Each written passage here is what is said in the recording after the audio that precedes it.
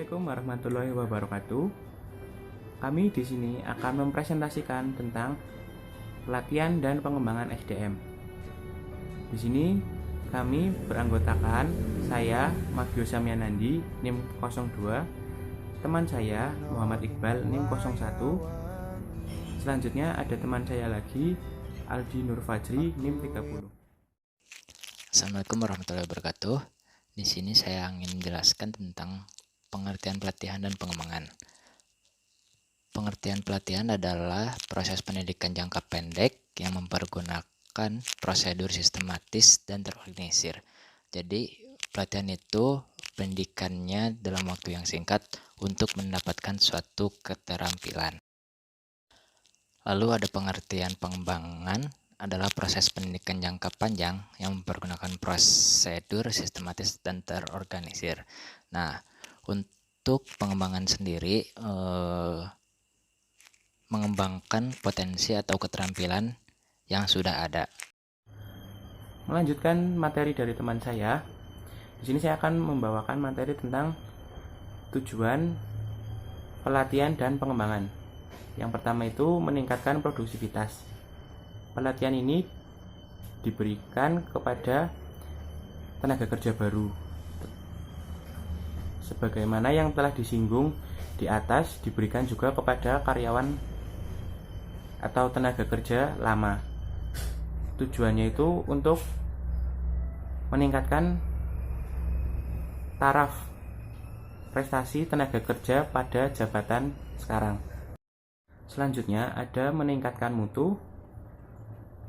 Jadi perusahaan tersebut tidak hanya meningkatkan kualitas atau mutu tenaga kerja yang berpengetahuan dan berketerampilan baik, hanya akan membuat sedikit kesalahan dan cermat dalam pelaksanaan pekerjaan. Selanjutnya ada meningkatkan ketepatan dalam sumber daya manusia.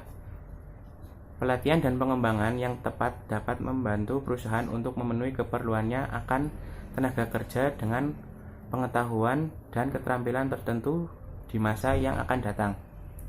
Selanjutnya ada meningkatkan semangat kerja. Iklim dan suasana organisasi pada umumnya menjadi lebih baik jika perusahaan mempunyai program pelatihan yang tepat.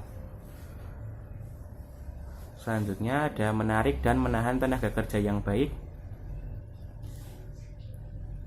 Jadi seperti mempertahankan kinerja pada tenaga kerja yang baik agar tetap berada di perusahaan tersebut.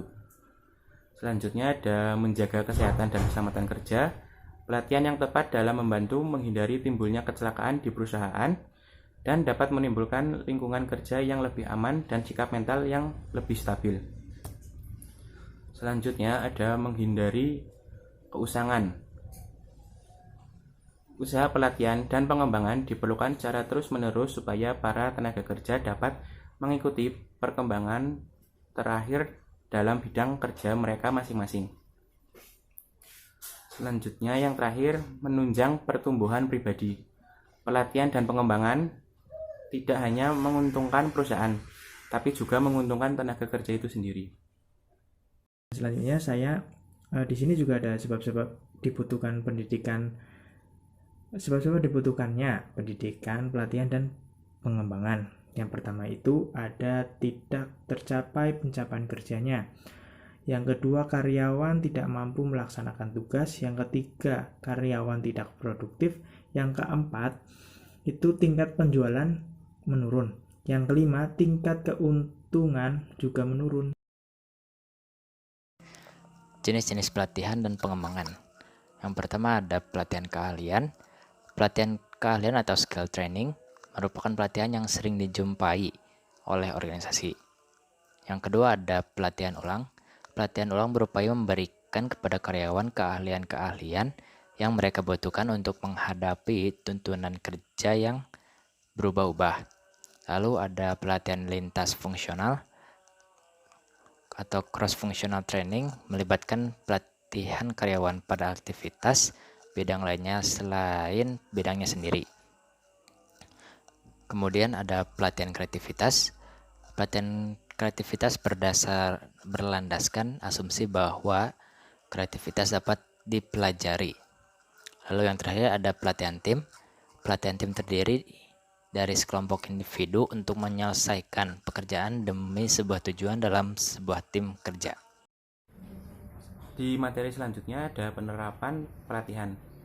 Untuk membentuk sebuah pelatihan yang efektif adalah implementasi dari sebuah program pelatihan. Ya, selanjutnya saya akan menjelaskan evaluasi pelatihan, yaitu untuk memastikan keberhasilan pelatihan dapat dilakukan evaluasi. Oleh karena itu, setiap kegiatan yang kita lakukan, entah itu kegiatan di luar atau maupun kegiatan organisasi maupun kegiatan apapun, perlu adanya evaluasi untuk memperbaiki sesuatu hal yang kegiatan yang sudah dilakukan dan memperbaikinya untuk kegiatan yang akan datang. Lalu menurut perspektif Islam atau pandangan Islam, firman Allah dalam surah Al-Hasyr ayat 18, Ya ayyuhalladzina amanu taqullaha wal tanzur nafsum ma qaddamat lighadin wattaqullaha innallaha khabirum bima ta'malun, yang artinya, hai orang-orang yang beriman, bertakwalah kepada Allah dan hendaklah setiap din memperhatikan apa yang telah diperbuatnya untuk hari esok. Dan bertakwalah kepada Allah, sesungguhnya Allah Maha mengetahui apa yang kamu kerjakan. Ayat tersebut menjelaskan bahwa kita harus bertakwa kepada Allah dan memperhatikan apa yang diperbuat. Jadi setiap langkah atau setiap mengambil keputusan harus dipikirkan terlebih dahulu untuk kedepannya. Ya, saya meneruskan dari menurut perspektif Islam. Di situ sudah terdapat hadis riwayat Ibnu Majah yang artinya dari Abdullah bin Umar, ia berkata, Rasulullah Shallallahu Alaihi Wasallam bersabda, berikanlah upah kepada pekerja sebelum keringatnya. Maksud dari hadis di atas yaitu bahwa seorang pemimpin di sebuah perusahaan ataupun dalam sebuah bidang pekerjaan tertentu, jika mempekerjakan seseorang pekerja sebelum mereka memulai pekerjaannya, sebaiknya harus disebutkan upahnya atau memberikan informasi gaji yang akan diterima, supaya dengan cara seperti itu diharapkan akan memberikan dorongan semangat bagi para pegawai untuk memulai pekerjaan dan memberikan rasa ketenangan. Ya, selanjutnya adalah kelemahan dan pelatihan pengembangan, yaitu ada partisipan tidak cukup termotivasi untuk memusatkan perhatian dan komitmen mereka.